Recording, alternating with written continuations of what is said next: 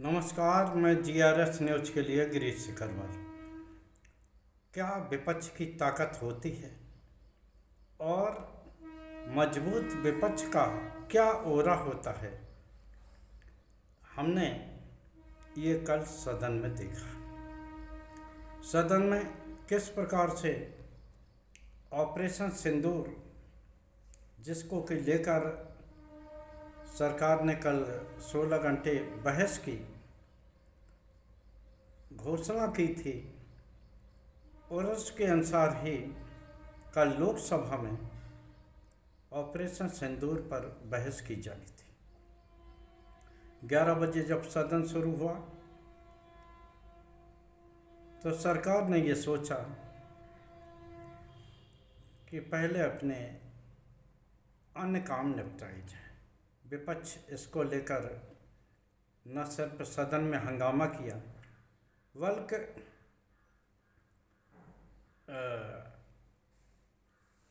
सदन के बाहर भी प्रदर्शन करके बिहार में चल रहे एसआईआर पे चर्चा कराने की मांग की। 11 बजे का चल रहा सदन 12 बजे तक के लिए स्थगित किया गया। 12 बजे फिर शुरू होने पर 1 बजे तक के लिए स्थगित किया गया और 1 बजे जब सदन की कार्रवाई शुरू हुई तब भी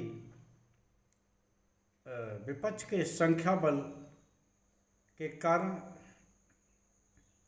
सरकार को 2 बजे तक के लिए सदन को स्थगित करना पड़ा। लेकिन असली इसका खेल शाम होते होते पता लग गया, जब 2 बजे के करीब सदन के अंदर एवं बाहर के विपक्ष के प्रदर्शन की तस्वीरें टीवी स्क्रीन से गायब होने लगीं और टीवी स्क्रीन का फोकस जम्मू कश्मीर पर जा पहुंचा। आखिर जम्मू कश्मीर में हुआ क्या था? आप सभी लोग जानते होंगे कि ऑपरेशन सिंदूर, जिसको कि लेकर सरकार फंसी हुई है और उसके पास इन सवालों का कोई जवाब नहीं है कि जब देश की सेना पाकिस्तान की गर्दन को दबोचे हुए थी तो आखिर ऐसे निर्णायक मौके पर सीज फायर क्यों किया गया, किसके दबाव में किया गया? हालांकि रक्षा मंत्री राजनाथ सिंह ने इस बात को बेबुनियाद बताया और निराधार कहा कि ऑपरेशन सिंदूर किसी के दबाववश रोका गया। उनका कहना था कि ऑपरेशन सिंदूर का मकसद किसी देश पर हमला करना नहीं था, किसी के भूमि को कब्जाना नहीं था, बल्कि जो टारगेट था यानी कि आतंकवादियों की अड्डों को तबाह करना, उसमें ऑपरेशन सिंदूर 100% सफल रहा। और निश्चित तौर पर विपक्ष इस जवाब से संतुष्ट नहीं हुआ और जब विपक्ष को अवसर मिला तो चाहे वो कांग्रेस के गौरव गोगोई हों, अखिलेश यादव हों, टीएमसी के कल्याण बनर्जी हों, उन्होंने सरकार को घेरने का प्रयास किया। तो यहाँ आपको ये बताना चाहता हूँ कि आखिर कश्मीर जिस पहलगाम आतंकी हमले की घटना के बाद देश को ऑपरेशन सिंदूर चलाने की ज़रूरत पड़ी, उस पहलगाम के आरोपी जो कि 100 दिन से मिल नहीं रहे थे, पता नहीं उन्हें आसमान खा गया था या वो कहीं ज़मीन में दफन हो गए थे। कल जैसे ही 11 बजे ऑपरेशन सिंदूर की बहस करने के लिए सदन बैठी, वैसे ही इंटेलिजेंस इनपुट के आधार पर यह सूचना मिली कि श्रीनगर के पास लिपसाड़ में कुछ आतंकवादी की गतिविधियां देखी गई।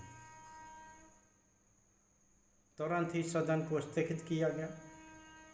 12 बजे जब सदन बैठा तब ये पता लगा कि उनको घेर लिया गया है।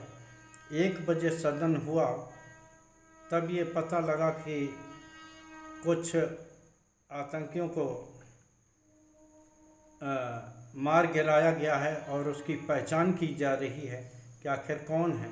2 बजे संसद में तब कार्रवाई शुरू हुई जब ये तय हो गया कि मारे गए आतंकी करीब 3-4 की संख्या में हैं और उनमें से एक आतंकी जो कि पाकिस्तान के आतंकी बताए गए, जिसका दावा किया गया कि वो पहलगाम हमले का मास्टरमाइंड था। निश्चित तौर पर ऑपरेशन सिंदूर और पहलगाम आतंकी हमले को लेकर सरकार किस तरह की मुश्किल में थी कि पहले तो वो विपक्ष की मांग पर विशेष सत्र नहीं बुला रही थी। नियमित सदन मानसून सत्र का सहारा लिया गया। इसमें भी जब 1 हफ्ता जाया हो गया, उसके बाद सरकार वार्ता करने के लिए राजी हुई।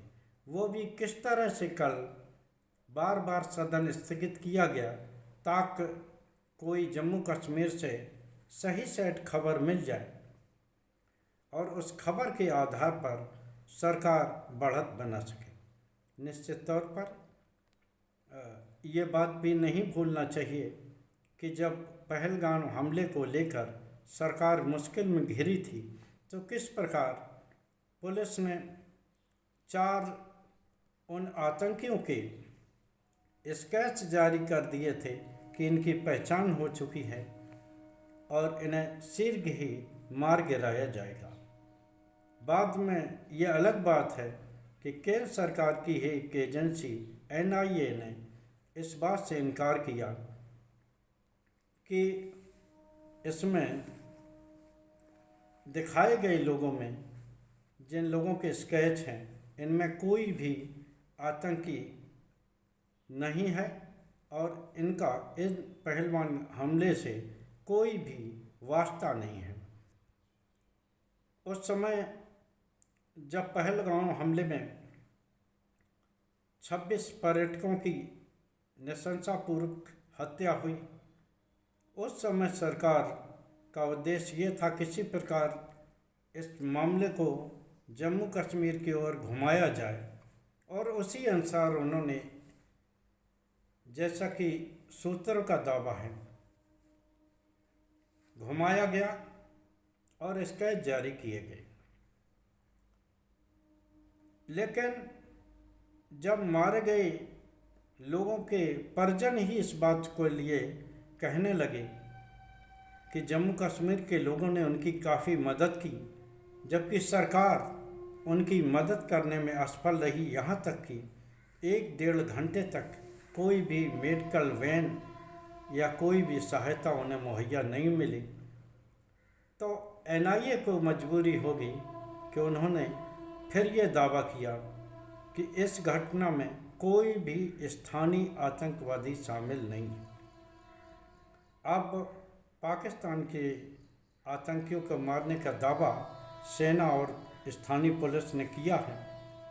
निश्चित तौर पर हम ये ज़रूर चाहेंगे कि निश्चित तौर पर इन मारे गए लोगों में उन पहलगाम हमले के आरोपी भी हों तो ज़्यादा अच्छा रहे।